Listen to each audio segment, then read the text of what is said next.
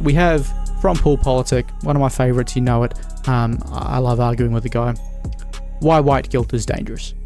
This might be a situation where I agree with him, and I'm probably going to agree with him far too much for my own liking.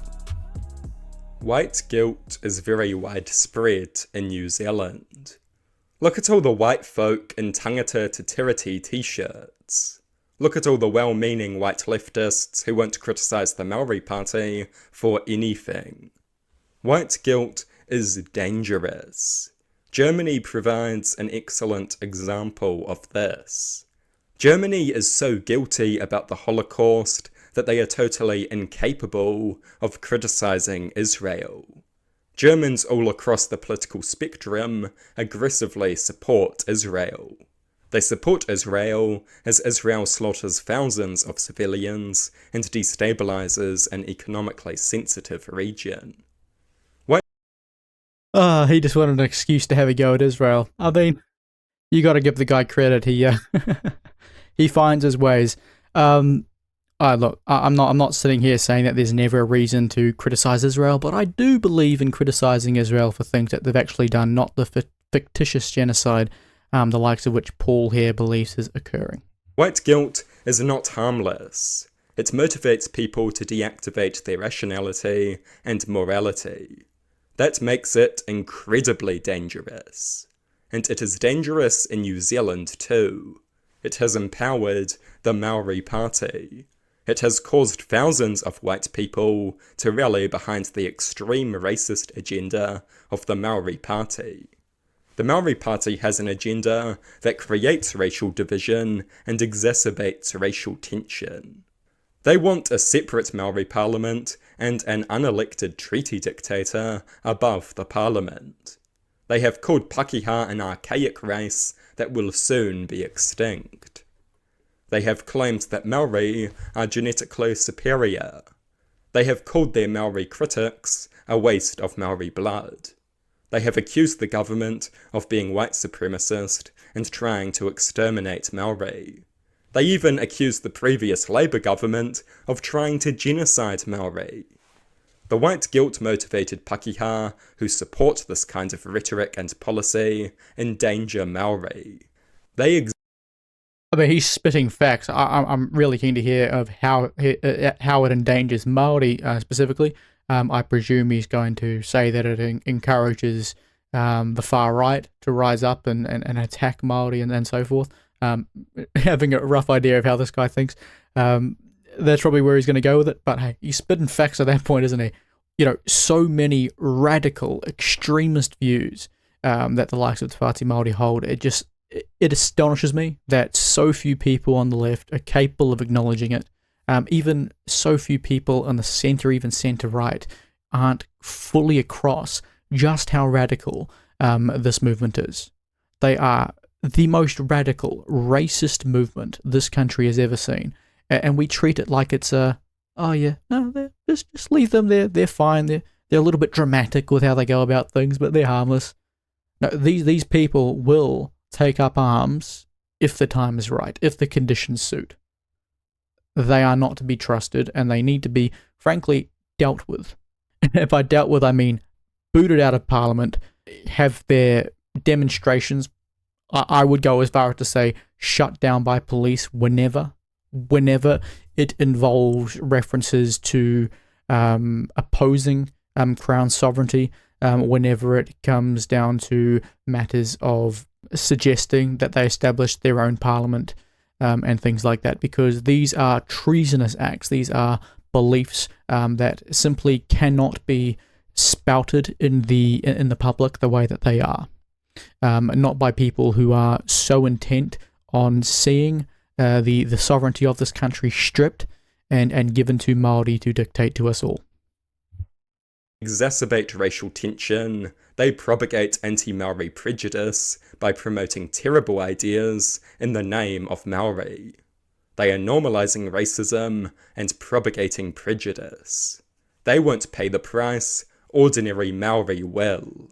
Ordinary Maori who do not support the Maori Party will pay the price. They will suffer from increased racial tensions and prejudice. but the white guilt-stricken Pakeha, who played a big role in producing it, will not. It is just a game to them, a game that is played at the expense of Maori. They are well-meaning, but ultimately they are naive and reckless. And their white guilt is dangerous. It has empowered what should be a fringe movement. White guilt should not exist. People should not feel bad about the actions of their ancestors. I know that some of my ancestors were bad people, but I don't let that motivate my politics. That is a very big mistake. It means surrendering to what is ultimately an emotional force. It leads us to deactivate our moral compass. It leads us to abandon rationality. And that is massively dangerous. And he finishes off just spitting more facts. That's how the left operates. They need to abandon any semblance of rational thought to maintain their worldview. They need affirmation. They need to be reaffirmed regularly that their views are the right views in order for themselves to feel like they can go on living in the world. You know, the left kind of reminds me of Monsters, Inc., which is a Pixar movie from like the early 2000s, which essentially had monsters have this entire industry, and it was their energy industry, but their energy was powered by fear. And so they would have all of these bedroom doors, and they would go in, they would scare the living daylights out of these kids that are just trying to have a sleep, and then they would leave and they would fill up all their energy tanks with their fear. This is how the left operates, but rather than fear, they're using affirmation.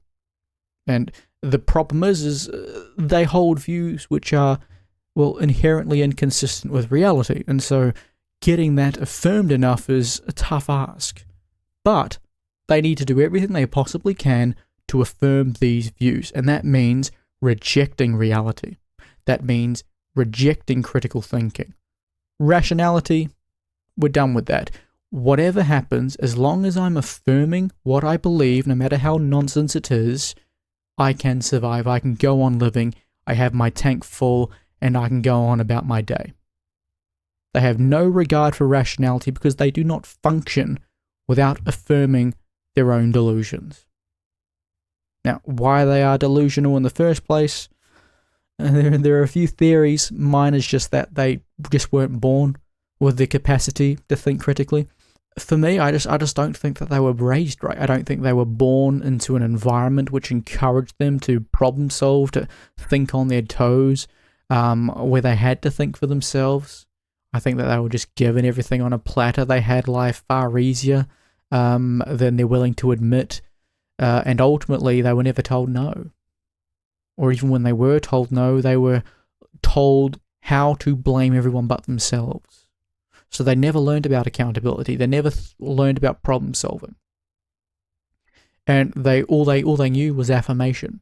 And so it meant that any single time they needed support in any situation, they would just affirm whatever made them feel most comfortable. No need for critical thought. Whatever made them feel comfortable was affirmed. And in this case, radical ideologies which touch on their heartstrings, which appeal to a particular emotion they feel. So long as that is tickled by their affirmation, they're happy. They don't care what the truth is. You know, and it's ultimately why we have people marching down the street, either defending the mutilation of children or standing with the tyrannical Iranian regime, you know, standing up for terrorist groups who want to see their own nations destroyed. It's why they will defend all of the worst things in the world without a second thought. And they will call you the bad guy for calling them out.